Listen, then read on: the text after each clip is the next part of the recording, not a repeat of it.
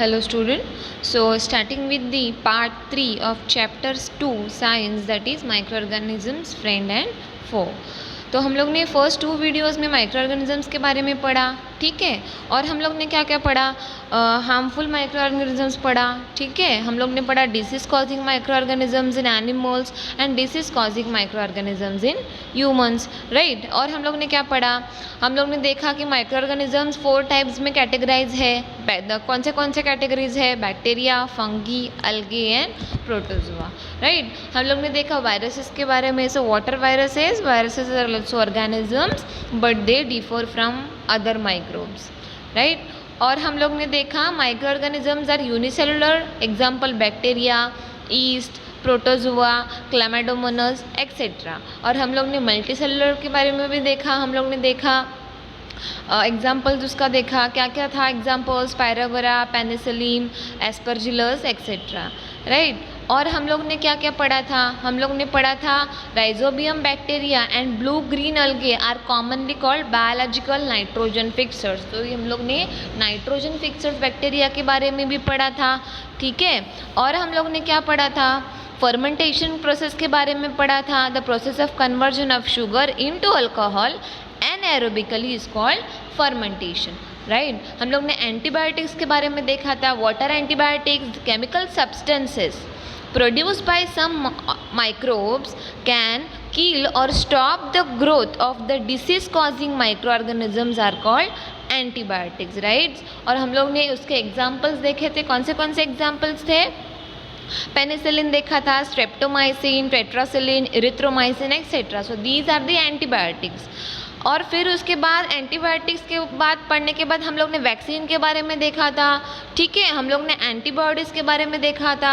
So what are antibodies, our body produce specific substances against disease causing microbes entering in our body are called antibodies, right. और फिर हम लोग ने क्या क्या देखा था, साइंटिस्ट जिन्होंने कंट्रीब्यूशन किया था उनके बारे में हम लोग ने पढ़ा था, ठीक है। हम लोग ने देखा था कि जो लुईस पैस्चर थे उन्होंने फर्मेंटेशन को डिस्कवर किया था, ठीक है। They discovered fermentation by yeast and pasteurisation of milk. हाँ, अभी हम लोग आगे देखते हैं disease causing micro organisms in plants.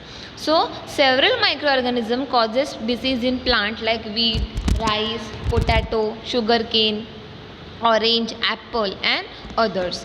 The disease reduced to yield of crop. See table 2.2 for some such plant disease. They can be controlled by the use of certain chemicals which kill the bacteria. ये जो plant disease है उसे हम लोग control कर सकते हैं कुछ सर्टन बैक्टीरियाज, कुछ सर्टन केमिकल्स को अप्लाई करके, ठीक है। कौन से प्लांट के डिसीज़ थे, सिट्रस, कैंकर, ठीक है। और किससे अटैक्ट होता है, मतलब ये किससे होता है, बैक्टीरिया की वजह से। और मोड ऑफ ट्रांसमिशन कैसे होता है, एयर से होता है, ठीक है। और फिर रस्ट ऑफ वीट किससे होता है, फंगी की वजह से होता है। और मोड ऑफ ट्रांसमिशन कौन सा है, एयर एंड सीड। थर्ड में yellow vein mosaic of bhindi that is known as okra, ठीक है। वो किसकी वजह से होता है, वायरस की वजह से। और मोड ऑफ ट्रांसमिशन क्या है, इंसेक्ट। मतलब क्या है, बेसिकली हम लोग ऐसा पढ़ रहे हैं अभी तक कि डिसीज ऑकरेंस के लिए mode of transmission necessary responsible होता है, ठीक है। पर्टिकुलर माइक्रो ऑर्गेनिज्म रिस्पॉन्सिबल होता है, राइट। सो स्टडिंग फर्दर फूड पॉइजनिंग। अभी हम लोग किसके बारे में देखेंगे, फूड पॉइजनिंग के बारे में, ठीक है।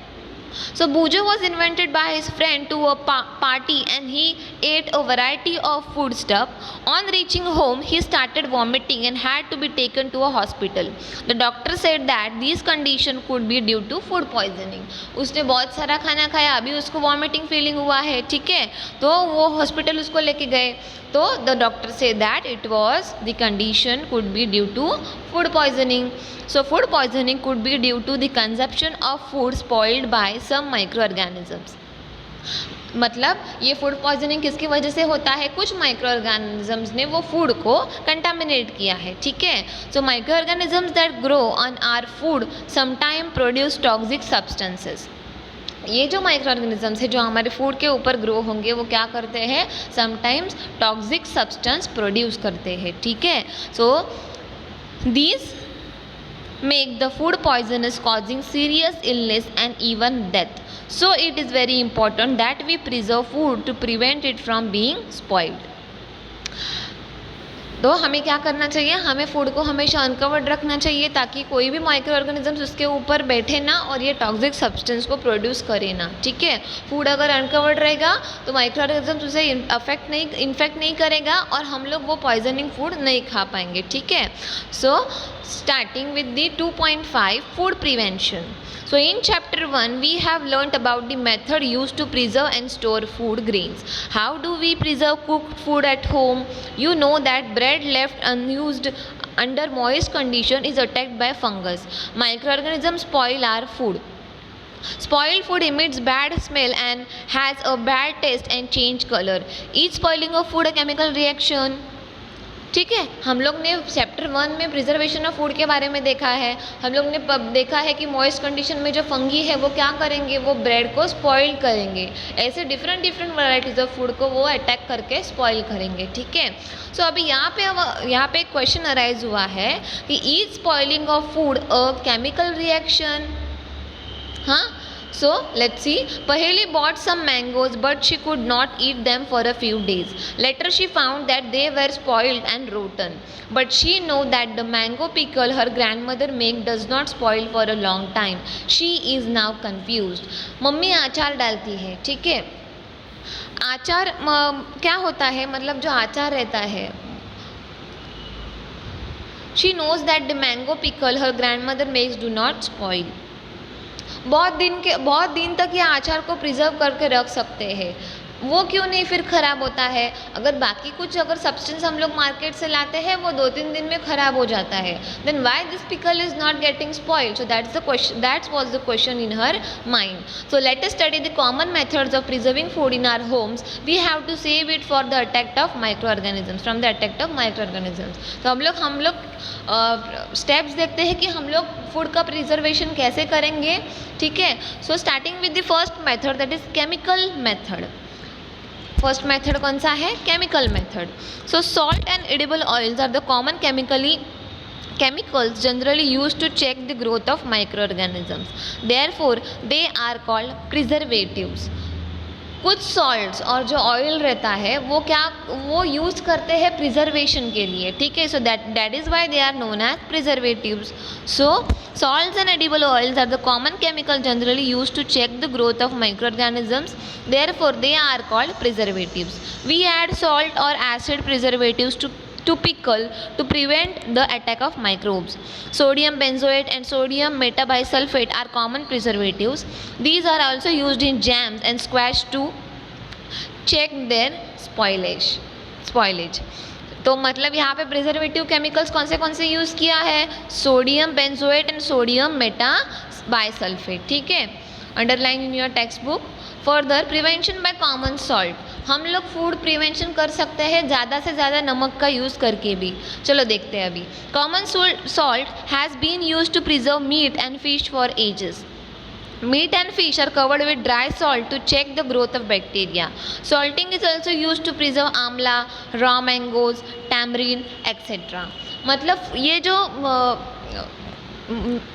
कॉमन सॉल्ट अप्लाई करके क्या कर सकते हैं? फूड को प्रिवेंट कर सकते हैं. मतलब जो फिश रहते हैं, फिश को ज़्यादा एज के लिए प्रिवेंट करने के लिए ज़्यादा से ज़्यादा सॉल्ट क्वांटिटी में डाल के रख देंगे, ठीक है. Meat and fish are covered with dry salt to check their growth of bacteria. मतलब क्या होगा, उसके ऊपर बैक्टीरिया का ग्रोथ नहीं होगा, ठीक है. और सॉल्टिंग क्यों किया जाता है? टू प्रिजर्व आंवला.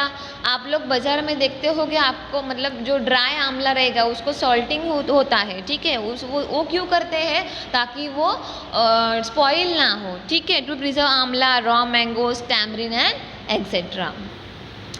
अभी देखते हैं third method, that is preservation by sugar. So jams, jellies and squash are preserved by sugar. Sugar reduce the moisture content which inhibits the growth of bacteria which spoil food. अभी ये jams वगैरह है उसको किससे preserve करेंगे? Sugar से preserve करेंगे. Sugar क्या करेगा? It reduce the moisture. जो मॉइस्चर कंटेंट रहेगा उसको वो रिड्यूस करेगा. उससे क्या होगा? बैक्टीरिया का ग्रोथ नहीं होगा, ठीक है. Now fourth method is preservation by oil and vinegar. अभी यहाँ पे किसका यूज़ किया है? ऑयल और विनेगर का। Let's see.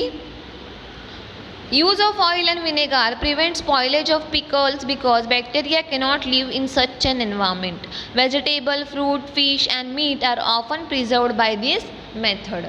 किसका यूज़ करेंगे? ऑयल और विनेगर का, ताकि क्या हो, ये फूड का स्पॉइलेज ना हो, right. Further heat and cold treatment. Fifth treatment कौन सा है? Heat and cold treatment. You must have observed your mother boiling milk before it is stored और used. Boiling kills many organisms. Similarly, we keep our food in refrigerator. Low temperature inhibits the growth of microbes.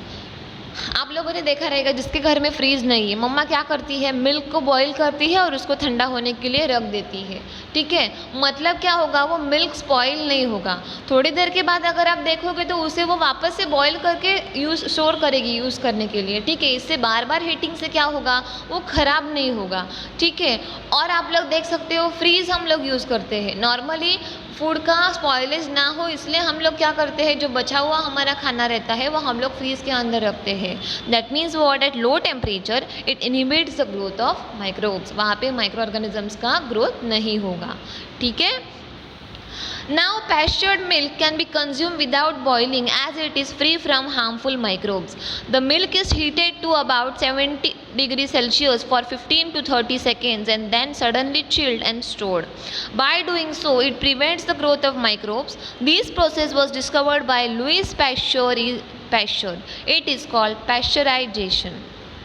जो Lewis pasture थे उन्होंने कौन सा method discover किया था? Pasteurisation, ठीक है। तो इसमें क्या करते हैं? इसमें बॉईल करते हैं to 70 degree Celsius for 15 to 30 seconds and then suddenly chilled and store. फिर उसको ठंडा करके उसको स्टोर करेंगे। इससे क्या होगा? माइक्रो ऑर्गेनिजम्स वो पर्टिकुलर सब्सटेंस में ग्रो नहीं होगा, ठीक है। आप लोग देख सकते हो हम लोग जो दूध का थैली लाते हैं वहाँ पे लिखा रहता है पैस्चराइज्ड मिल्क। मतलब क्या? उसे हाई टेम्परेचर पे बॉईल करके फिर उसको स्टोर कर देते हैं, ठीक है। सो अभी फर्दर हम लोग देखेंगे storage and packaging. These days, dry fruits and even vegetables are sold in sealed airtight packets to prevent the attack of microorganisms. क्या करते हैं? पैकेट्स में उसको पैक कर देते हैं ताकि क्या हो? एयर ना जाए अंदर और माइक्रो ऑर्गेनिजम्स वहाँ पे ग्रो ना हो, ठीक है। Now starting with 2.6 that is nitrogen fixation. अभी हम लोग किसके बारे में देखेंगे? नाइट्रोजन फिक्सेशन के बारे में देखेंगे, ठीक है। So you have learned about the bacterium rhizobium in class 6 and 7. हम लोग ने देखा है, मैंने आपको पढ़ाया है राइजोबियम के बारे में, ठीक है। So it is a nitrogen fixer bacteria, right. So it is involved in the fixation of nitrogen in leguminous plant. Recall that rhizobium lives in the root nodules of leguminous plant such as beans and peas, with which it has a symbiotic relationship. Sometimes nitrogen gets fixed through the action of lightning, but you know that the amount of nitrogen in the atmosphere remains constant. You may wonder how. Let us understand this in the next session. So अभी हम लोग उसको detail में देखते हैं। कैसे पढ़ेंगे? Through the nitrogen cycle, right. So first of all nitrogen cycle मतलब क्या? Cycling movement of nitrogen between atmosphere, hydrosphere, lithosphere and living organisms is called nitrogen cycle, ठीक है। तो हम लोग देखते हैं नाइट्रोजन साइकिल क्या है। So our atmosphere has 78% nitrogen gas. ये आप सबको पता है, हमारे एटमॉस्फियर में नाइट्रोजन गैस का परसेंटेज कितना है? 78%, right. So nitrogen is one of the essential constituent of all living organisms as part of proteins, chlorophyll, nucleic acids and vitamin. इसका मतलब क्या है? ये जो नाइट्रोजन है that is essential for us, right. So the atmospheric nitrogen cannot be taken directly by plants and animals. Atmosphere में जो nitrogen है वो डायरेक्टली प्लांट्स एंड एनिमल्स तक पहुंचेगा क्या? नहीं। सो certain bacteria and blue green algae present in the soil fix nitrogen from the atmosphere and convert it into compounds of nitrogen। तो कुछ बैक्टीरिया है वो क्या करेंगे, एयर से नाइट्रोजन ऑब्जर्व करेंगे और उसे कन्वर्ट करेंगे सॉइल में, ठीक है। So certain bacteria and blue green algae present in the soil fix nitrogen from the atmosphere and convert it into compounds of nitrogen। Once nitrogen is converted into these usable compounds, उसको simple में वो convert करेंगे और जब वो simple compounds में convert हो जाएंगे then it is utilized by plants from the soil through their root system. फिर उसको प्लांट तक कैसे पहुँचेगा? अगर वो सॉइल में सिंपल कंपाउंड्स में अगर ब्रेक डाउन हुआ है उसका, किसका? एयर से नाइट्रोजन का, किसकी मदद से? बैक्टीरिया की हेल्प से। तो फिर ये जो प्लांट्स है उसको इजीली ऑब्जर्व कर सकते हैं, राइट। वो फिर क्या करेंगे, वो सॉइल में से through the root they observe the nitrogen from the soil, right. So nitrogen is then used for the synthesis of plant proteins and other compound. Animal feeds on plant get these proteins and other nitrogen compounds. अभी वो nitrogen किधर तक पहुंचा? Plant ने उसको utilise किया, ठीक है। अभी अगर कोई एनिमल्स है जो ये प्लांट्स को खाते हैं, ठीक है, they are dependent on this plant, तो वो एनिमल्स तक भी पहुंच जाएगा नाइट्रोजन का source, right. So when plants and animals die, bacteria and fungi present in the soil convert the nitrogenous waste into nitrogenous compound to be used by plant again. Certain other bacteria convert some part of them to nitrogen gas, which goes back into the atmosphere. As a result, the percentage of nitrogen in the atmosphere remains more or less constant। ठीक है, तो इस तरह ये जो nitrogen cycle है वो carry out होता है, ठीक है। कैसे कैरी आउट होता है आप यहाँ पे देख सकते हो। अभी ये एटमॉस्फेयर में नाइट्रोजन है, ठीक है, उसका किसने एब्जॉर्प्शन किया? Nitrogen fixing bacteria into the atmosphere, ठीक है। फिर उसको क्या किया? बैक्टीरिया ने लिया, it turns fix nitrogen into nitrogenous compound, और फिर ये कंपाउंड सॉइल में मिक्स हुआ, फिर उसको bacteria turn compound of nitrogenous into gaseous nitrogen again, ठीक है, और फिर वापस से वो कहाँ पे जाएगा? एटमॉस्फेरिक नाइट्रोजन में जाएगा, ठीक है। अनदर मेथड क्या होगा? हाँ, nitrogenous waste from excretion and death. अगर मतलब प्लांट कोई वेस्ट होगा, प्लांट का वेस्ट होगा, एनिमल का वेस्ट होगा, ठीक है, उसका क्या होगा? वापस से वो सॉइल में जाने वाला है वो कंपाउंड, और फिर उसको कौन इनटेक करेगा? उसको प्लांट्स अपटेक करेगा, और जो एनिमल्स वो प्लांट्स को खाएंगे उनको भी वो नाइट्रोजन सोर्स मिलने वाला है, right. So nitrogen is waste from excretion of dead and decaying matter. इस तरह ये जो नाइट्रोजन साइकिल है वो कैरी आउट होगा।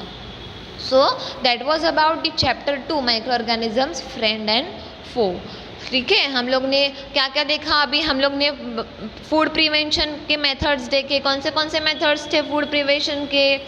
हाँ, chemical method, preservation by salt, by sugar, by oil and vinegar, heat and cold treatment, storage and packing, ठीक है। और फिर हम लोग ने नाइट्रोजन साइकिल के बारे में देखा। नाइट्रोजन एटमॉस्फेयर में 78% है, ठीक है, और that is usable by all of us living beings, ठीक है। और फिर हम लोग ने क्या क्या देखा था? फिर हम लोग ने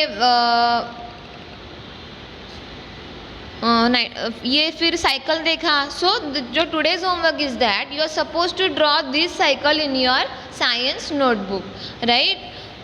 So that's it for today. So this was all about the second chapter of standard 8 microorganisms friend and foe. So you are supposed to read the lesson properly.